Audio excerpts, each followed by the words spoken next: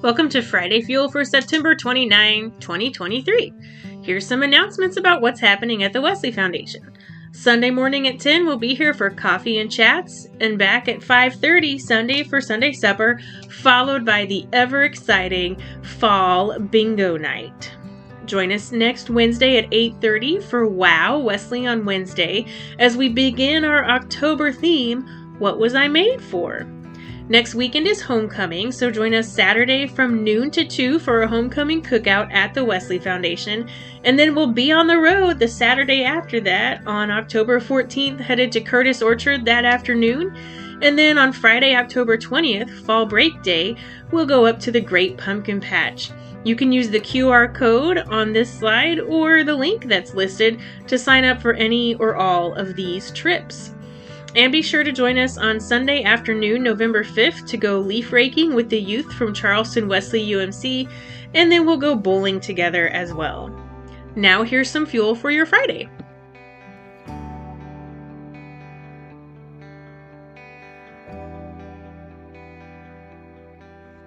It's Friday again, and this week I am thinking about ways that we measure success. Because that seems to be a really important thing in our culture, in our country, and even in the church. And right now, we've just moved through the 6th week of classes, I believe. So we're getting close to midterm. It's a time of the semester that we're starting to think about grades more than we were before. And in school and in ministry life, we talk a lot about results and success. And just numbers, what are grades? Are the grades high enough? Are the grades good enough? Are we having enough students attend? Are we doing enough stuff? What are the results that come out of the work that we're doing? And often in the church, we even frame it that way. In the church, I was in a meeting yesterday, and if the church isn't developing or making X number of new disciples, we think of them as not viable. And we have this real hang up about results. And we want to hear from churches and ministries and Christians who have had some sort of success, who have made the most disciples, who have,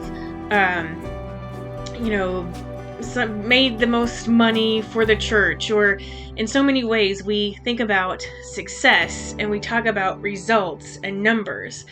And I was thinking about Jesus' ministry and how we might characterize the results of Jesus' ministry in the ways that we so often are intent about it in our society, in terms of being able to say, well, this was a success or this was not a success. And, there are times that Jesus had plenty of people who were listening to him. And there are times when the Bible says specifically that some of them turned away because what he was saying was too hard. They're like, this is too much. We can't do this.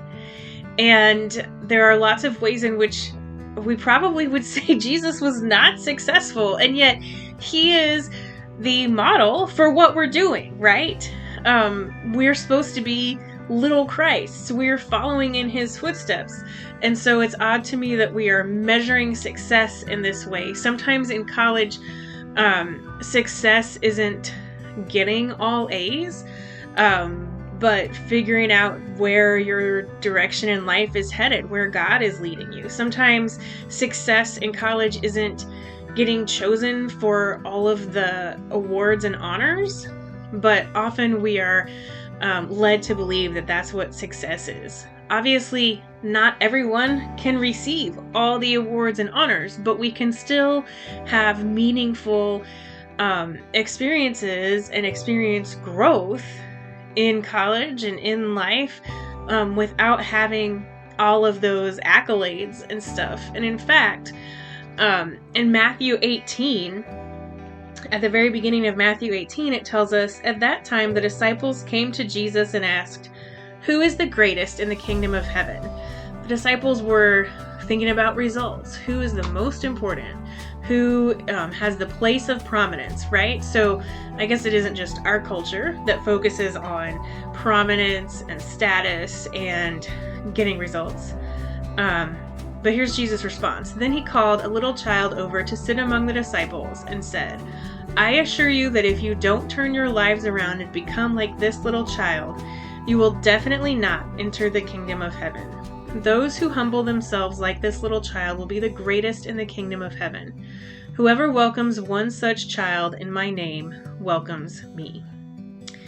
He continues about whoever causes these little ones to trip and fall into sin. But in terms of who is the greatest, which we would think, the title of who is the greatest would be the most successful, the person who had the best results. And Jesus says, well, who is the greatest in the kingdom is somebody like this child, somebody who can be humble, who doesn't presume to have anything, to be entitled to anything, and even children we know have no status in that society.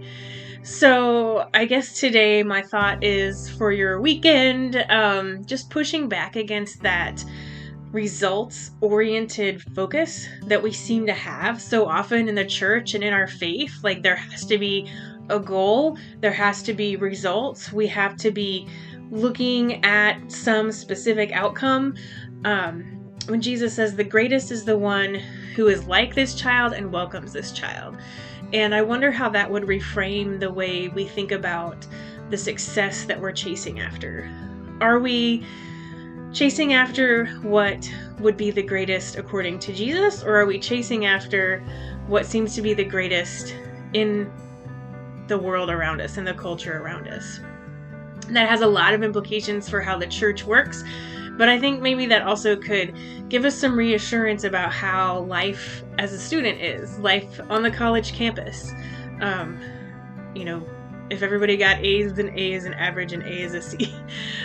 We kind of talk about grade inflation and that kind of thing, but if we are focused only on success and achievement, then we might miss the lessons along the way. We might miss out on asking the good questions and finding the experiences of growth and seeing where God is at work.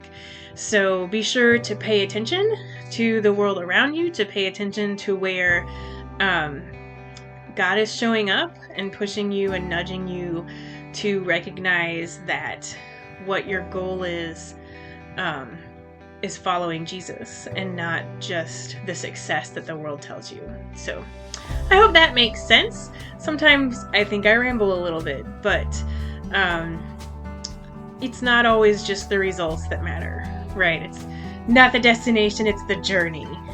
That trite saying goes. But in some ways, following Jesus is not necessarily about winning all the time, but about being faithful. So figure out how God is calling you to be faithful, even if it's not always success and results oriented. And take some time this weekend or this next week to work on that. So there's some fuel for your Friday. Thanks, and I'll see you back here next week. Bye.